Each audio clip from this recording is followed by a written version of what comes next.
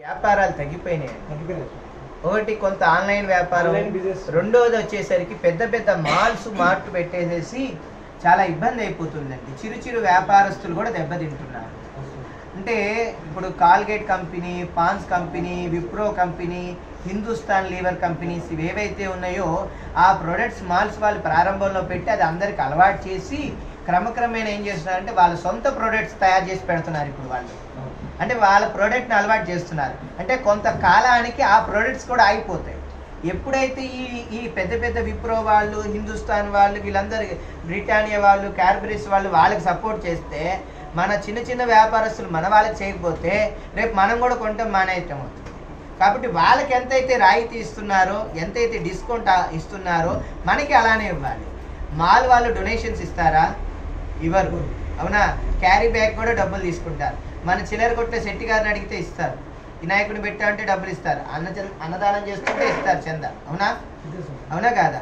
ఒక కిరాణా షాప్కి వెళ్ళి చింతపండు, పంచదార, కందిపప్పు, కారం 4 రకాల ఐటమ్స్ తీసుకున్నాం. అలా వస్తూ నిమ్మకాయలు కనిపిస్తే నిమ్మకాయలు కొన్నాం, తమలపాకులు కనిపిస్తే తమలపాకులు, పూలు కనిపిస్తే పూలు, కొత్తిమీర కట్ట 10 రూపాయలని అమ్ముతున్నారు, 5 రూపాయలని అమ్ముతున్నారు. మనకు అవసరం లేదు కానీ తాజాగా ఉన్నాయని కొన్నాం. అంటే ఇన్ని కొన్నాం. వీటిలో పళ్ళు కనిపిస్తే మంచిగా ఉంటే అవి 4 కొనుక్కున్నాం. అంటే ఒక కిరాణా షాప్లో ఉన్న ఆయన దగ్గర కొంటే ఎంతమంది తిన్నారు చెప్పండి? ఇక్కడ ఒక సుమారు 6 డజన్ మంది పైన.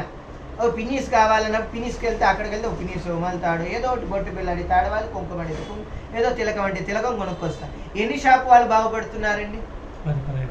మళ్ళీ దాంట్లో పనిచేసే వాళ్ళు ఎంతమంది బాగుపడుతున్నారండి? అవునా?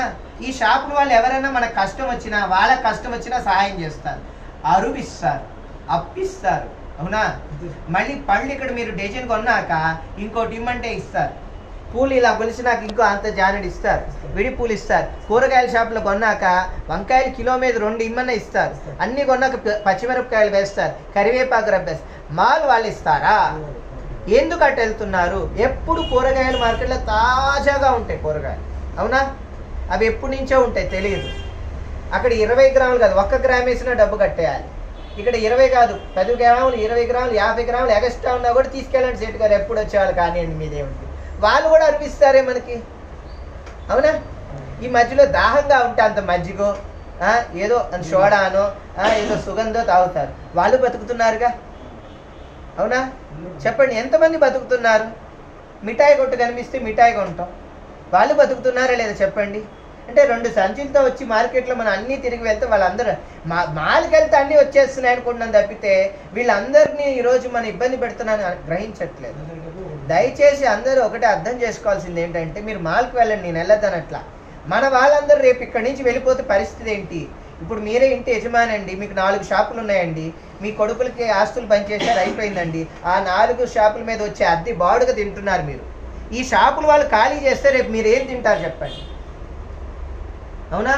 ఇలా ఎన్ని షాప్స్ ఖాళీ అయిపోతే రేపు చివరికి నేను అన్నాను కాదు, బ్రిటిష్ పరిపాలన ఎలా అయితే వచ్చి చేసిందో వీళ్ళ పరిపాలన వచ్చేస్తుందండి. సూపర్. దయచేసి పెద్దలందరూ అర్థం చేసుకొని ఈ విషయాన్ని మన వ్యాపారస్తులందరికీ సహకారం చేయండి. చిరు వ్యాపారస్తులు కూడా బాగుపడతారు. మన షాపుల్లోనే కొనడానికి అలవాటు అవ్వండి. నేను ఒక వైశ్యుడని చెప్పట్లే, అన్ని వర్ణస్తులు వ్యాపారం చేసేవాళ్ళే, అన్ని వర్ణస్తులు. అన్ని అక్కడ ఈ లోపల పకోడీ చెకోడీ అమ్మితే అది కూడా కొంటారు. అవునా? వాళ్ళు బతుకుతున్నారుగా. ఇప్పుడు అక్కడికి వెళ్తే ఏమి ఆవు పీడలు కూడా అమ్ముతుంటే అక్కడ ఏంటండి? రేపు కొన్నాళ్ళు అయితే బంగారం కూడా అమ్మేస్తారు, బట్టలు అమ్మేస్తున్నారు, ఎలక్ట్రిక్ సామాన్లు అమ్మేస్తున్నారు, శానిటరీ సామాన్లు, మేకులు కూడా అమ్మేసే రోజులు వచ్చేస్తాయి రేపు. వీళ్ళందరూ ఏమైపోతారు? మేము ఎన్ని పూజలు చేసినా, ఎన్ని యజ్ఞాలు చేసినా, ఎన్ని ప్రవచనాలు చెప్పినా, మమ్మల్ని తీసుకెళ్ళి మీరు ఏ కార్యక్రమాలు చేస్తున్నా మీరు ఉండబట్టే మేము అన్నీ చేస్తున్నాం. మీరు అవన్నీ చేయకపోతే మేమేం చేయగలుగుతాం చెప్పండి? మేము ధ్యానం చేసుకుంటాం, జపం చేసుకోవడం మా వరకు. అందరికీ పంచగలమా? పంచలేము.